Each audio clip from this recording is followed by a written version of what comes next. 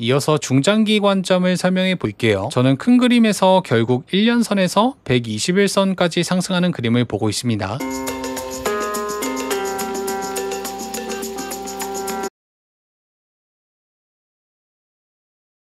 네, 안녕하세요. 퐁크입니다. 오늘도 제 관점을 말씀드리기 위해서 녹화를 시작했고요. 본론에 들어가기 앞서서 지난 관점 복귀 먼저 하고 올게요. 우선 8월 2일에 공유했던 관점, 그러니까 정확하게 이때 공지했던 관점이죠. 관점 내용은 간단했습니다. 54.9K, 53.4K, 52.1K에서 현물로 분할 진입. 보이시는 것처럼 공지 시점 이후로 급격하게 하락했고 3개의 매수 주문을 전부 체결한 뒤 반등했습니다. 타점과 방향성 모두 적중했죠. 자, 복귀는 여기까지 할게요. 자, 이어서 오늘 관점에 대해서 이야기해 볼 건데요. 결론부터 말씀드리자면 단기 반등을 예상하고 있습니다. 자, 그 근거를 차근차근 알아볼게요. 첫 번째 근거 주봉 이평선. 이 파란색 선은 20주 이평선, 이 노란색 이평선은 1년선이에요. 현재는 20주 선을 하락 돌파한 다음 1년선에서 꼬리를 강하게 말고 있습니다. 이와 비슷한 상황은 과거 비트코인 차트에서도 많이 나오는 패턴이었고 그 패턴을 차례대로 백테스팅 해볼게요. 2017년도 상승장 20주 이평선을 하락 돌파한 다음 1년선에서 20주 선까지 반등했습니다. 이어서 2018년도 상승장 20주 선을 하락 돌파한 다음 1년선에서 20주 이평선을 넘겼습니다. 2020년도 상승장 20주 선을 하락 돌파한 다음 어김없이 1년선에서 반등하고 20주 선을 넘겼습니다. 자, 현재 시점으로 돌아가 볼게요. 현재 시점에도 굉장히 유사한 형태로 흘러가고 있죠. 20주 이평선을 이탈한 다음 1년선에서 꼬리를 강하게 말고 있습니다. 이 과거의 고점 패턴과 유사하게 흘러갈 경우 20주 이평선까지 반등할 여력이 있습니다. 아울러서 하나 더 이해할 게 있죠. 이 20주 이평선이 돌파되는 경우는 상승장의 말미에서 일어나기 때문에 현재와 같은 경우 상승장이 거의 마무리되는 국면이라 이해하시면 될 것 같습니다. 지난 상승장처럼 고점을 갱신하고 떨어지는 케이스도 있고 고점을 갱신하지 못하고 떨어지는 케이스도 있기 때문에 지금부터는 큰 베팅을 자제하는 게 낫지 않을까 싶습니다. 이어서 두 번째로 볼 근거는 테더 도미넌스 주봉 차트예요. 현재 윗꼬리가 굉장히 긴 영망치형 주봉 형태인데요. 과거 꼬리가 긴 영망치 형태의 경우 추세가 높은 확률로 변곡되는 경향이 있었습니다. 백테스팅 해볼게요. 꼬리가 굉장히 긴 형태가 나왔죠. 이후 약 한 달간 조정을 받았습니다. 다음에도 영망치 형태 이후 약 5개월간의 조정, 꼬리가 굉장히 긴 형태의 주봉이 완성되고 이후 3주간 횡보했습니다. 꼬리가 긴 영망치 약 2달간 조정, 마찬가지로 유사한 캔들이 나오고 추세 변곡, 이 나머지 두 차례도 추세가 변곡됐습니다. 자, 그럼 현재 시점을 확대해 볼게요. 앞서 백테스팅한 캔들보다 더 꼬리가 길죠. 현재 주봉 마감까지 3일이 남긴 했지만 이 상태로 마감될 경우 강력한 추세 변곡을 예상해 볼 수 있습니다. 앞서 두 번이나 그랬듯이요. 도미넌스의 가격이 떨어지면 비트코인의 가격은 올라가기 때문에 비트코인의 단기 반등을 예상해 볼 수 있습니다. 자, 세 번째로 보실 근거는 RSI 주봉 차트고요. 아직 캔들이 완성되진 않았지만 다이버전스에 걸려있죠. 약 3일 뒤까지 해당 캔들의 형태를 유지해 줄 경우 단기 반등을 예상해 볼 수 있습니다. 특히나 주봉 단위의 다이버전스이기 때문에 그 단기 반등의 세기가 강할 가능성이 있어요. 자, 네 번째 근거는 볼린저 밴드고요. 이 볼린저 밴드 자체를 이해하는 것보다 더 중요한 건 현재의 가격 상태를 확인하는 거겠죠. 현재는 밴드 하단을 강하게 찍고 말아 올린 상태인데요. 이럴 때 단순하게 롱으로 접근을 하는 것보다 이런 상황이 과거에 얼마나 있었고 그 상황에는 얼마나 과매도가 되었나 그런 것들을 체크해 보시는 게 좋아요. 자, 최근 2년간의 차트를 백테스팅 해볼게요. 자,